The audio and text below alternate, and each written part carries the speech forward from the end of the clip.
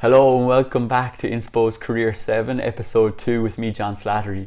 If you're joining us for the first time, you're very welcome. Career 7 is a 7-part series that's going to help you to check in on your career path. We're doing this now because in the majority of cases we're working from home, so it's a great time for us to sit down and allow you a chance to check in on this. We mentioned in episode 1 that we're working from home for a reason, so I hope that you and yours are continuing to stay safe and well. What I'd love to do today is to kick off Inspo's 3-step process for helping people to make good and informed career choices. And in today's episode, we're going to focus in on step 1 of that. The reason why I want to share this process with you is because I feel 2 things can happen that would be beneficial. 1, you might just see that aspects of the process are things that you want to focus on in terms of evaluating where you want to head in your career. Or 2, you might actually find, you know what, I want to apply the whole process to where I am to see what's right for me. So either way, I hope you get a lot of benefit from this. So what is step 1? Step 1 is all about options. And what you want to do in step 1 of the process is to create an uninhibited list of options that appeal to you as potential paths to go from here. There are 4 things that will help you get the best list possible. 1 is to keep it as wide as you can. And what do I mean is certainly put down options that are linked to your experience and where you've gone so far in your career. However, equally, give options a chance and put options on the list that aren't linked to your current experience, yet appeal to you.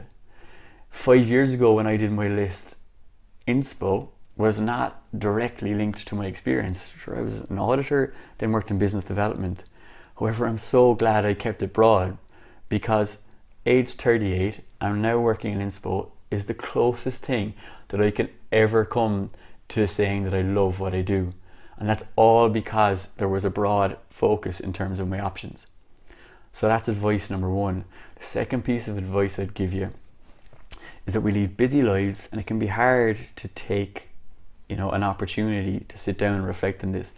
So just create time and space in your day to allow yourself some quality focus on what you think the best possible list should look like just now.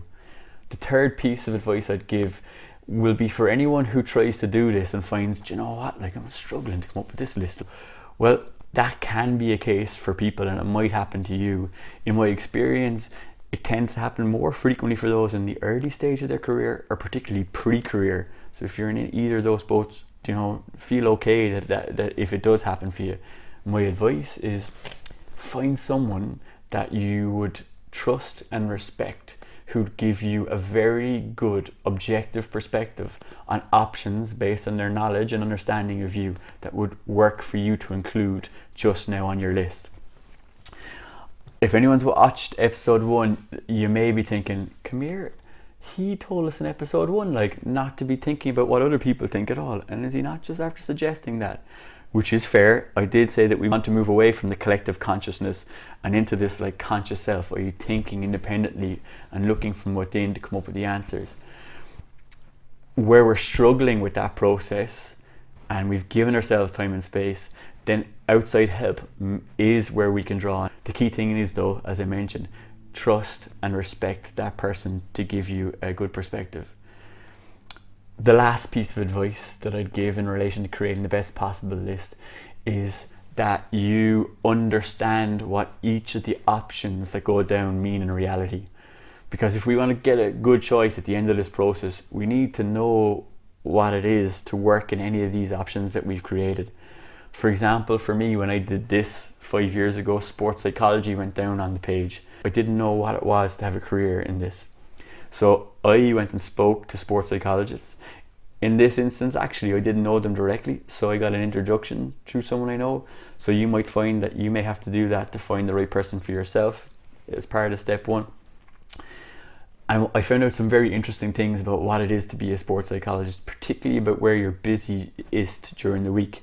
So I'll come back to that in subsequent episodes as to why that was critical for me to understand. So there you are. Step 1, we want you to create an uninhibited list of options. Keeping it broad, giving yourself time and space, talking to someone who you know and trust if necessary to help create a picture, and understanding what each of these options mean and look like for you. Thank you very much again for checking in. We're going to kick off step 2 in the process tomorrow. So what I'd love to say to you now is, if as you go through the process you find that, like, do you know what, I'd love to chat to John on some of this, or I'd love to bounce ideas off him in terms of applying this for myself, feel free to reach out on john@inspo.ie, or to drop me a message on LinkedIn, or to just give me any feedback on how you're finding the video so far. Thanks again for checking in. Have a great rest of the day, and catch up with you tomorrow for episode 3.